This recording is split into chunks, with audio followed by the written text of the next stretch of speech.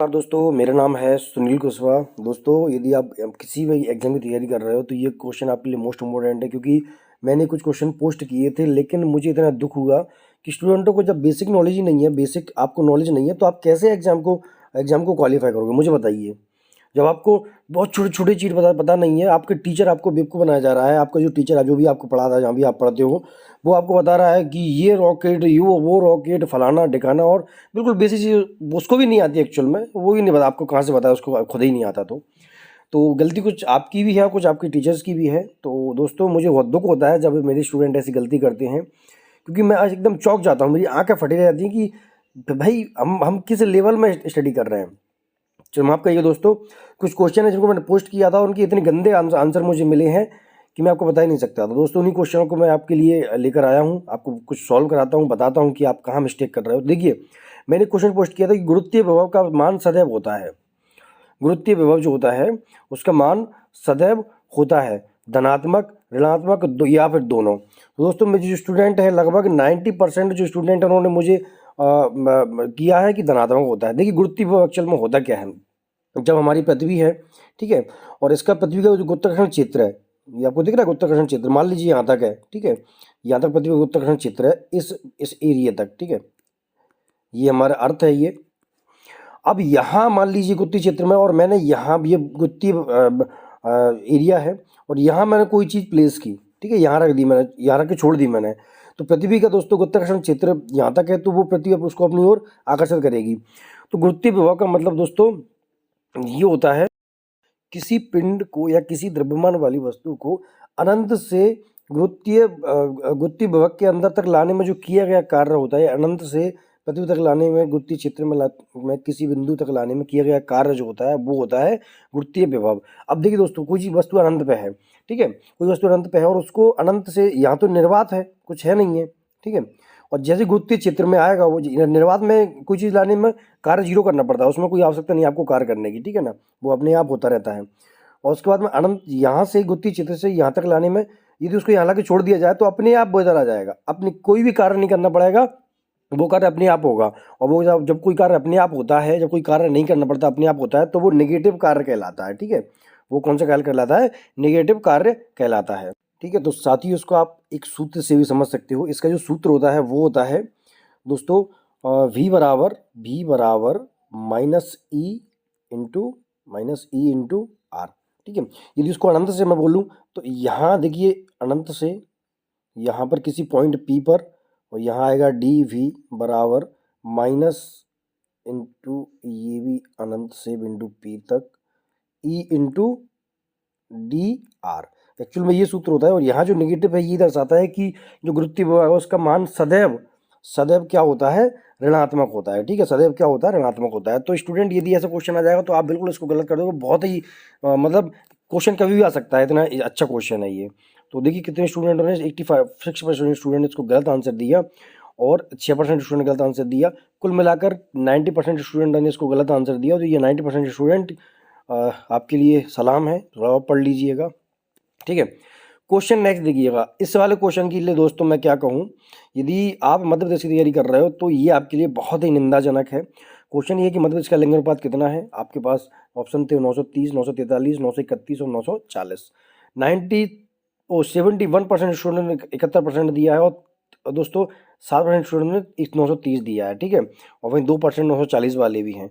जय हो आपकी तो जल्दी शादी करानी पड़ेगी लगता है, क्योंकि पढ़ाई लिखाई आपके बस की है नहीं है। कुल मिलाकर दोस्तों, जो 81% स्टूडेंट ने गलत आंसर दिया है, मात्र 19% स्टूडेंट ऐसे हैं जिन्होंने सही आंसर दिया है कि मध्य प्रदेश का जो लिंग अनुपात है वो कितना होता है दोस्तों, 931 होता है, ठीक है। 943 है वो मध्य प्रदेश का नहीं दोस्तों, ये भारत का लिंग अनुपात है। समझ में आया? थोड़ा सा दिमाग की बत्ती जला के रखिए, और ऐसे आराम से क्वेश्चन कर पाइए। नेक्स्ट क्वेश्चन देखिएगा। सबसे ज़्यादा आवृत्ति किस रंग की होती है? लाल रंग की 81% स्टूडेंट लाल रंग दिया है। क्यों? क्योंकि ये पहले नंबर पे है और उनको कुछ ज़्यादा नहीं है, तुक्का लगाते हैं पहले नंबर वाले। वहीं दोस्तों काला वाले और 1% वाले का, तो अब मैं रंग 1% को, काले को, सफ़ेद को रंग ही, पहली बात तो समझ ना रंग है कि नहीं है। उसके बाद में भी फिर 1 और 2% वाले, हे भगवान तुमको कैसे बुद्धि आएगी।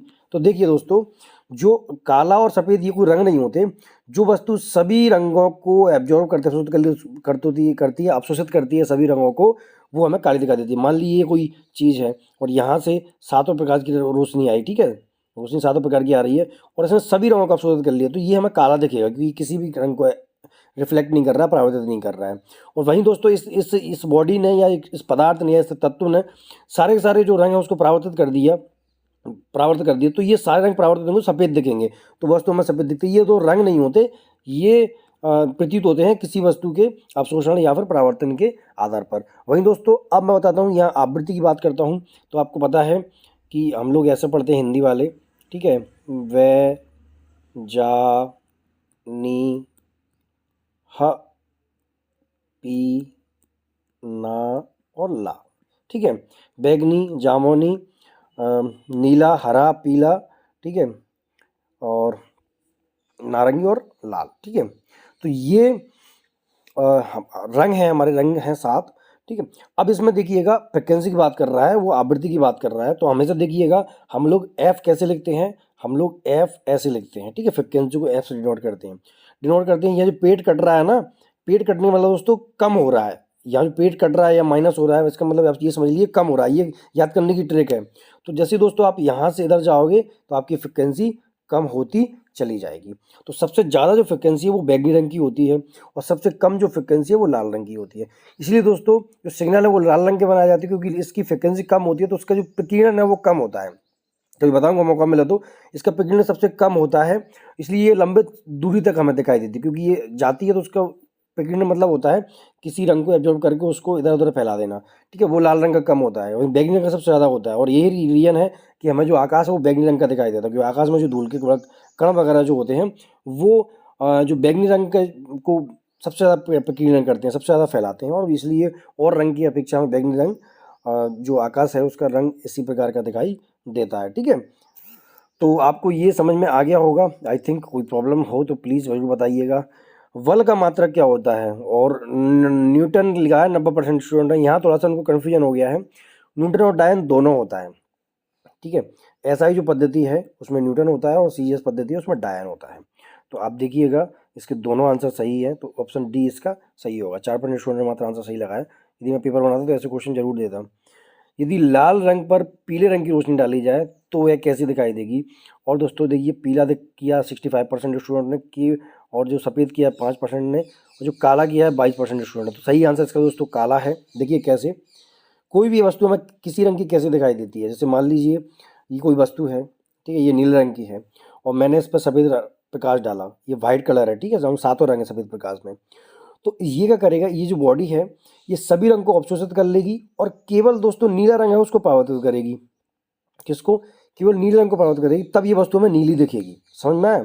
तब ये वस्तु हमें नीली की, मतलब इसका जो गुण है, जिसका जो गुण है वो मात्र नीले रंग को परावर्तित करना है, इसके अलावा वो किसी रंग को परावर्तित नहीं करेगी, सभी रंग को वो खुद में अवशोषित कर लेगी।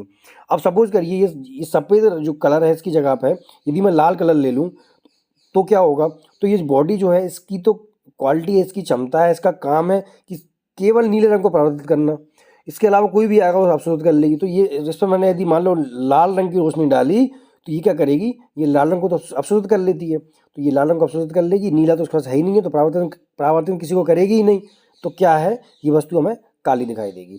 समझ में आया कि नहीं आया? लॉजिक समझ में नहीं आया तो दोबारा आप वीडियो देख लीजिएगा, समझ में आ जाएगा। तो वस्तु में वही दिखाई देती है जिस रंग का वो परावर्तित करती है, ठीक है। और सभी रंग को अवशोषित कर लिया तो वो काली दिखेगी, और सभी रंग को परावर्तित कर दिया तो वो कैसे दिखेगी, सफ़ेद दिखेगी। आई थिंक आपको समझ में आ गया होगा। वायुमंडल दाब का मान अधिकतम होगा, कहाँ होगा अधिकतम, ठीक है, भूमध्य रेखा पर, पृथ्वी के केंद्र पर, ध्रुवों पर, या फिर समुद्र की सतह पर। स्टूडेंट ने सबसे ज़्यादा कमेंट किया कि पृथ्वी के केंद्र पर।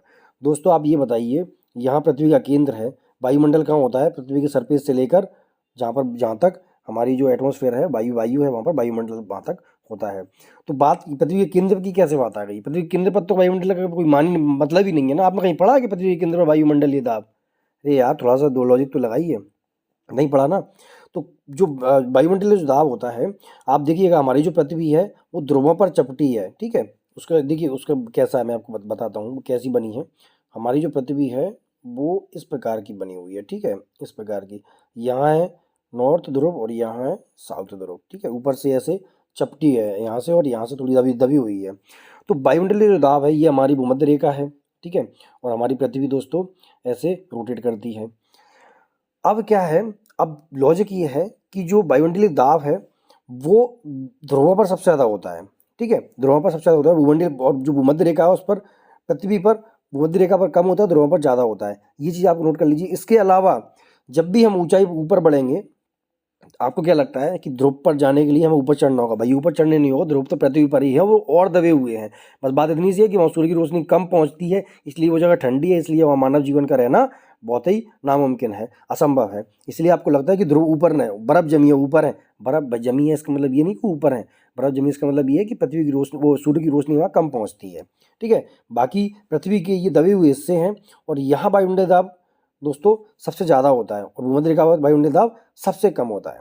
इसके अलावा जब भी हम पृथ्वी की सतह से ऊपर उठेंगे तो क्या होगा, तो वायुमंडलीय दाब का मान हमेशा घटता चला जाएगा। वायुमंडलीय दाब का मतलब क्या होता है, प्रति एकांक क्षेत्रफल पर, प्रति एकांक क्षेत्रफल पर वायुमंडल द्वारा, वायु द्वारा डाला गया दाब। फॉर एग्जाम्पल देखिए, मैं आपको थोड़ा समझा देता हूँ, आपके दिमाग में अगर कुछ घुस जाए तो देखिए समझिएगा।